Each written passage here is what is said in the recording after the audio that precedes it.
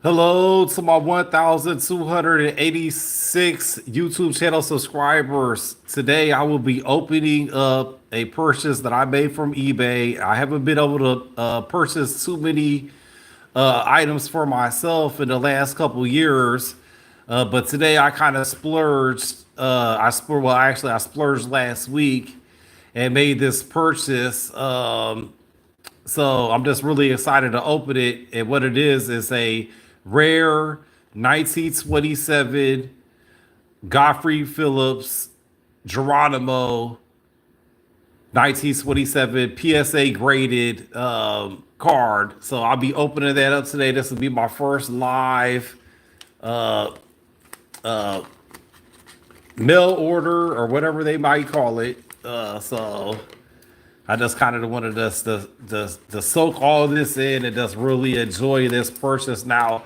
I have this complete set, and so I'm trying to get it all in PSA graded, and I'm about halfway there. It's not a very expensive set, but it's a fun set to collect, and it's really rare. And I think the value is going up. Now, the higher grade that you have, the more expensive the cars will get. And so this ain't the highest grade. Maybe I could upgrade it at a. Oh, look at this! Shipped very nicely. Uh, and this was a buyer on eBay, or I'm sorry, a seller on eBay. So we have here, and we'll go ahead and zoom in and read the back. Let me move my light over a little bit here. So we can see this is a tobacco card from 1927. So this is a very old card, almost 100 years old.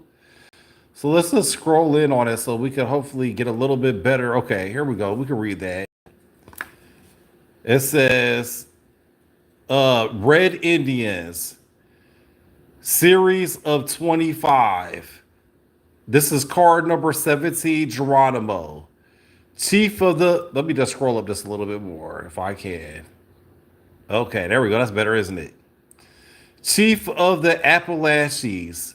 So he was from the Appalachian Mountain area, a fierce and warlike tribe who formerly ranged over southeast Arizona and parts of Mexico. Now that's where I'm hoping to relocate to. They have the best soil down there at the end of the Colorado River that they dammed up and it dried off, but all the soil has the sediments of the river, and it's really good to farm there. And that's exactly the exact place that I'm wanting to relocate to is southeast Arizona. Maybe it's more southwest, close to Mexico, but it's very close to this area where Geronimo was the chief at. From the middle of the 16th century, these Indians were enemies of civilization. So they say, but they had their own ways of life, right? So after 1870, the Apaches conducted raids, killing the whites and destroying property. Geronimo was the chief offender, and between 1877 and 1886, greatly troubled the USA government. He was finally compelled to surrender, and the Apaches were confined to reservations. Hello, very computer. Hi, Mix. How you doing? Glad you guys are joining my live. Hello to everybody. This is my this if you didn't catch the beginning of my live, this is my personal collection that I like to collect. It's a tobacco trading card. It's a set of 25 from 1927 American Indians. And this is Geronimo. This is the key card of the set, the most important famous card to collect. Okay. And so anyway, so he was surrendered, and the Apaches were confined to reservations. So they finally got onto a reservation. And another historical note that's fun to note about this card and Geronimo himself is that the United States government captured him and he surrendered peacefully. And then they took him to the St. Louis World Fair, and I believe it was 1890. And a few years after that, my grandfather was born. My grandfather was born in the 1890s, and he told me in person when I was a kid about stories of the American Indians before they was on reservations. So I got like firsthand account of the American Indians. It's very fascinating.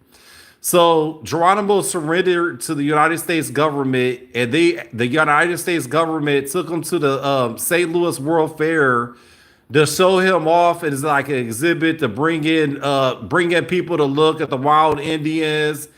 And shortly after the St. Louis World Fair, the United States government paid another American Indian to kill Geronimo.